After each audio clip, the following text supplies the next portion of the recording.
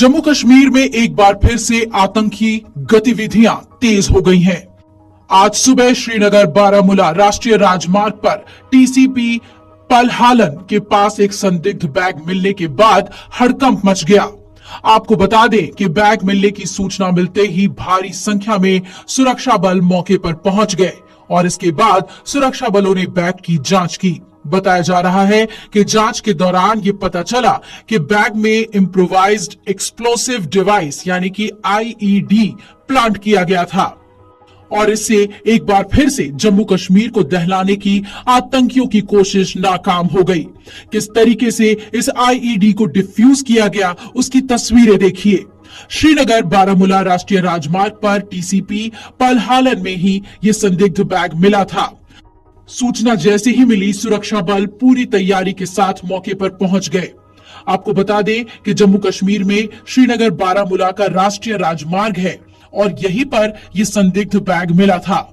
सुरक्षा बलों ने जैसे ही बैग की जांच की तो इसमें आईईडी नजर आया।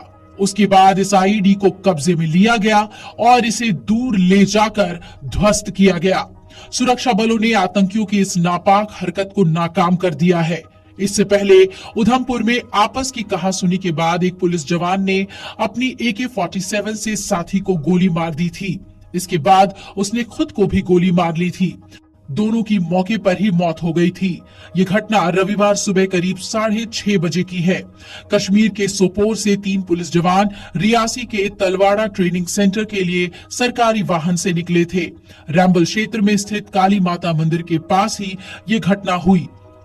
इन दोनों के शवों को उधमपुर पहुंचा दिया गया पोस्टमार्टम के लिए। मृत पुलिसकर्मियों की पहचान वाहन चालक कांस्टेबल मनजीत सिंह और हेड कांस्टेबल मोहम्मद शुजा मलिक के रूप में हुई है।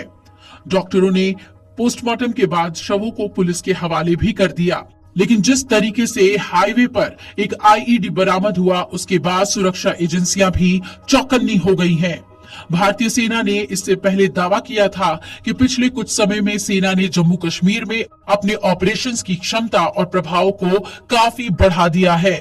जम्मू कश्मीर के पहाड़ी के ऊंचे इलाकों में भी पेट्रोलिंग और पोस्ट को तैयार करने की कार्रवाई भी की गई है। जम्मू में भारतीय सेना के उत्तरी कमान के प्रमुख lieutenant general MV Suchindra Kumar ने पुंछ लिंक अप डे पर अपने संबोधन के दौरान ही कहा था कि राजौरी और पुंछ में जो बचा हुआ आतंकवाद है उसे भी हम अच्छी तरह जानते हैं और ये आतंकवाद बाहरी ताकतों की वजह से है। उन्होंने कहा था उनके दृष्टिकोण से इस बात के मद्देनजर जरूर ध्यान में रखना चाहिए कि भारतीय सेना, पुंछ के आवाम, पुलिस और सिविल एजेंसीज राजौरी और पुंछ में केवल अमन चाहते हैं और अमन की कोशिशें करते रहेंगे। भारतीय सेना के उत्तरी कमान के प्रमुख ने आगे कहा कि पिछले कुछ समय में आप सभी ने देखा है कि भारतीय सेना ने अपने ऑपरेशंस की क्षमता को कैसे बढ़ाया है और शायद इसी का नतीजा है कि इस आईईडी को न सिर्फ बरामद किया गया बल्कि वक्त रहते ही इसे ध्वस्त किया गया। टीसीपी पलहालन पर जब ये संदिग्ध बैग मिला था तो फौरन इसकी जानकारी साझा की गई थी। आपको बता दें कि हाल के दिनों में जम्मू कश्मीर में पेट्रोलिंग काफी बढ़ा दी गई है और सुरक्षा कर्मियों की तैनाती में भी काफी इजाफा किया गया है। पाकिस्तान से हो रहे घुसपैठ को रोकने के लिए भी सीमा पर चौकसी बढ़ाई गई है।